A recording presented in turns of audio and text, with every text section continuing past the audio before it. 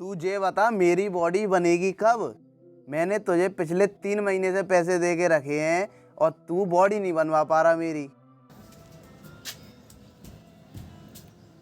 अरे भाई क्या हो गया, क्यों चिल्ला रहा है इतना?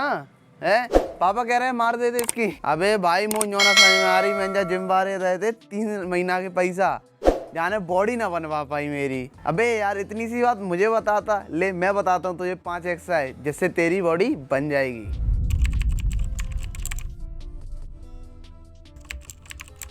तो 5 ऐसी एक्सरसाइज जो आपकी बॉडी वेट रहेंगी और जिससे आप अपनी घर पे ही मसल बिल्ड कर सकते हो। आप इसको घर पे और जिम में कहीं भी कर सकते हो जैसा आप कन्वीनियंट रहो। और सिंपल एक्सरसाइज है, बिगिनर्स एडवांस इंटरमीडिएट तीनों के लिए बताऊंगा, तो देखते हैं। तो पहली एक्सरसाइज हमारी रहेगी पुशअप्स। और पुशअप्स में अलग अलग वेरिएशंस होते हैं, तो हम स्टार्ट करते हैं पहले बिगिनर्स से।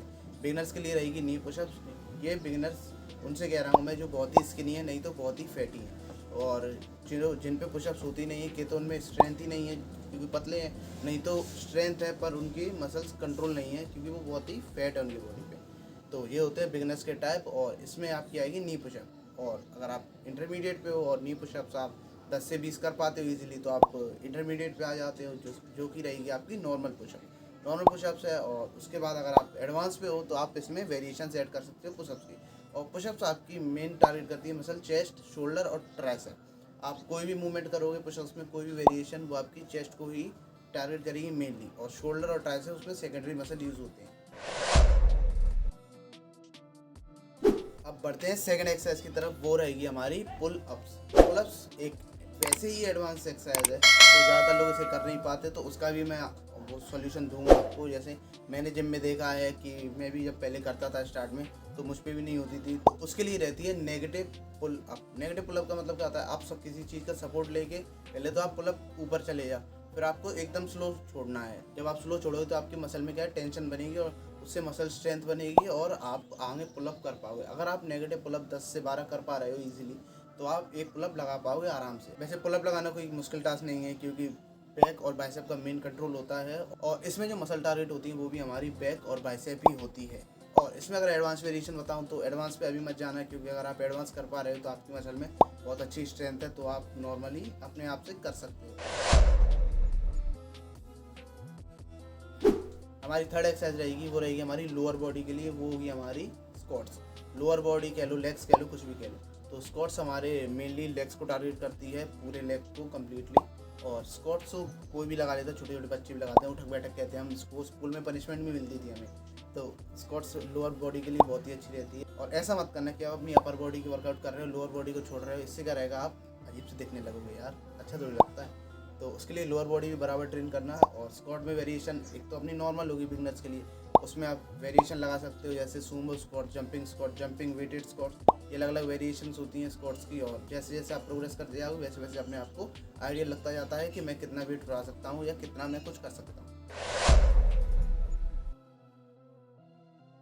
तो हमारी अब नेक्स्ट एक्सरसाइज रहेगी, वो रहेगी हमारी प्लैंक। अब प्लैंक क्यों, क्योंकि जो लास्ट मैंने 3 एक्सरसाइज बताई उसमें हमारी चेस्ट, शोल्डर, ट्राइसेप, बैक और चेस्ट तीनों कवर हो गई और लेग भी कवर हो गए, मतलब अपर बॉडी और लोअर बॉडी पूरी। बस हमारा जो कोर रहता है वो नहीं हुआ, और कोर के लिए हम करेंगे प्लैंक। तो बिगनर्स के लिए रहता है नी प्लैंक, और जो इंटरमीडिएट है वो नॉर्मल प्लैंक कर सकते हैं, और जो एडवांस है वो इसमें वेरिएशन ऐड कर सकते हैं, जैसे सिंगल लेग प्लैंक हो गया या बॉडी को थोड़ा और स्ट्रेट करके उसको भी कर सकते हैं। तो यहाँ पे होती है हमारी 4 एक्सरसाइज खत्म। अब होगी हमारी फाइनल 5th एक्सरसाइज। ये थोड़ी एडवांस एक्सरसाइज है, अगर आप इन चारों को मास्टर कर ले तो तभी इस एक्सरसाइज पे करना शिफ्ट। और शिफ्ट से मेरा मतलब ऐसा नहीं है कि आप बची हुई एक्सरसाइज छोड़ दोगे, नहीं, वो भी करनी है आपको, इसको भी अपने वर्कआउट रूटीन में ऐड कर लेना।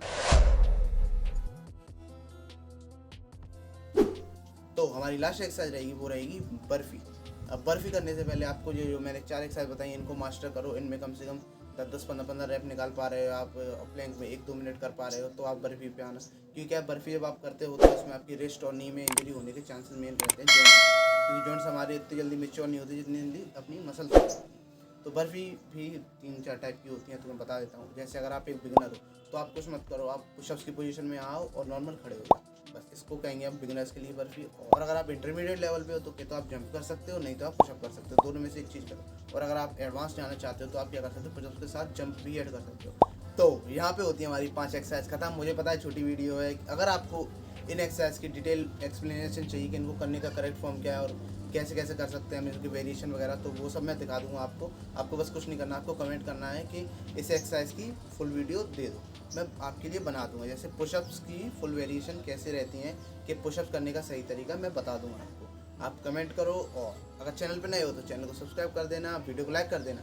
मैं मिलूंगा आपसे कल एक नई वीडियो के साथ, तब तक के लिए मुझे इंस्टाग्राम पे फॉलो कर लो, ठीक है, और बाय।